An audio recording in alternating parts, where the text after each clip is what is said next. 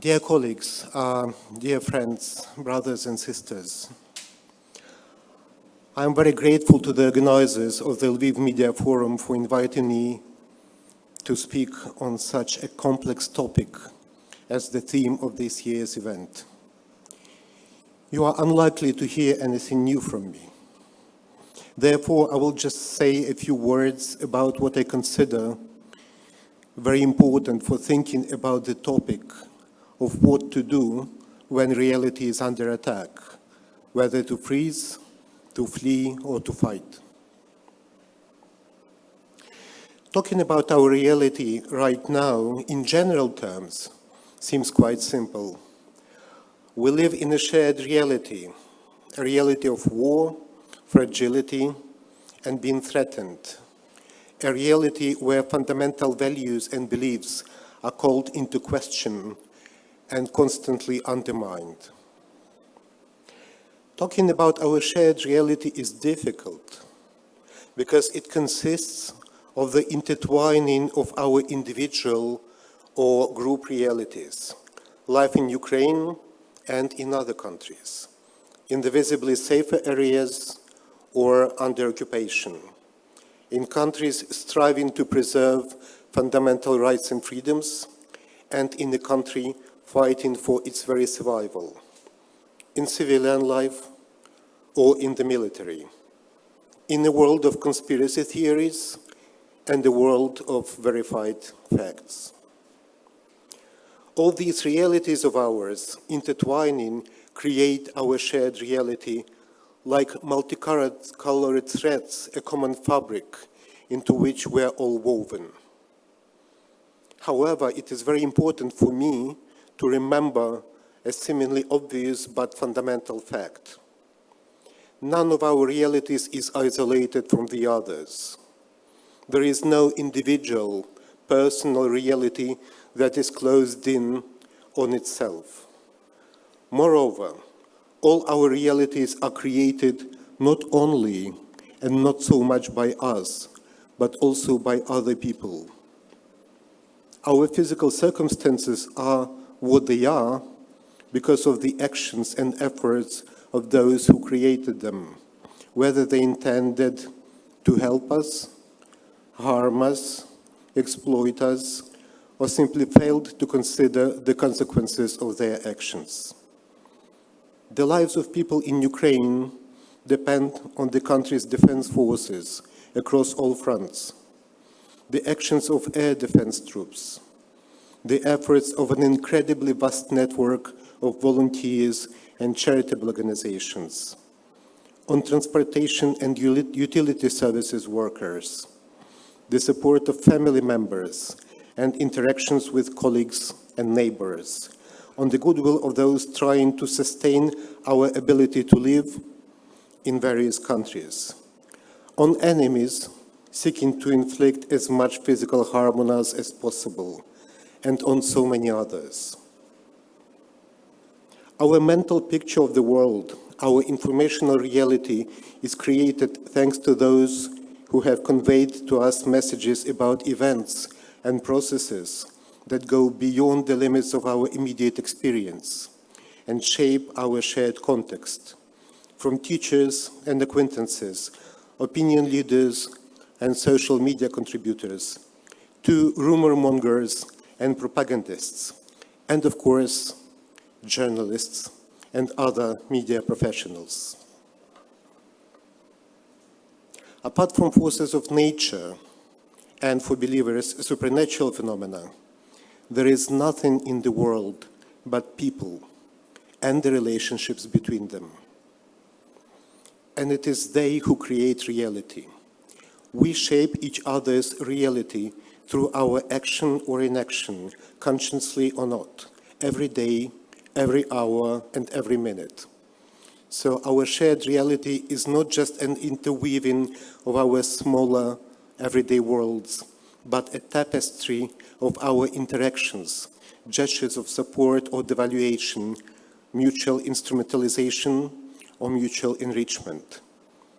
The shared shaping of each other's reality, when we are aware of it, inevitably leads us to another important realization, the understanding of responsibility. We are responsible for the reality in which people around us and in other communities live, because we participate in its creation. We are responsible for each other's realities and for our shared reality. We are responsible for what we have done or failed to do so, to make it exactly this way and not another. Our reality is tied to our actions towards ourselves and others, and our actions lead to our responsibility for them. However, we see that many people choose to disregard this responsibility.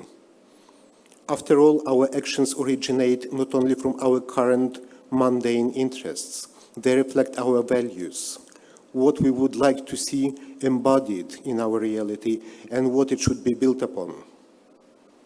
We are now witnessing the existence and advancement of a version of the world where most people are reduced to objects of coercion or manipulation, and where the creation of their reality is decisively influenced by small groups of leaders, manipulators, or the wealthy.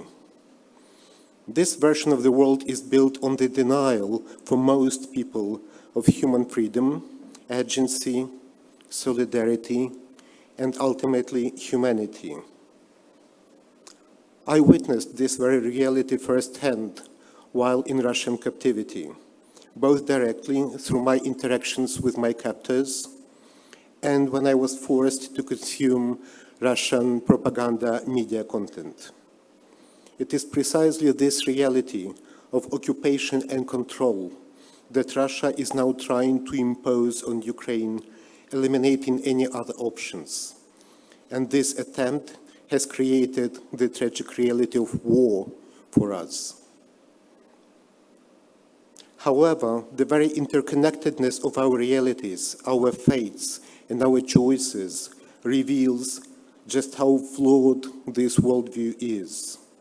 People reduced to the status of objects that can be manipulated and are incapable of making their own choices cannot interact freely, cannot fully and consciously create a shared reality, and do not feel responsible for it. Ukraine is now trying to defend a different worldview, where the fundamental value is the human being, their freedom, and respect for them.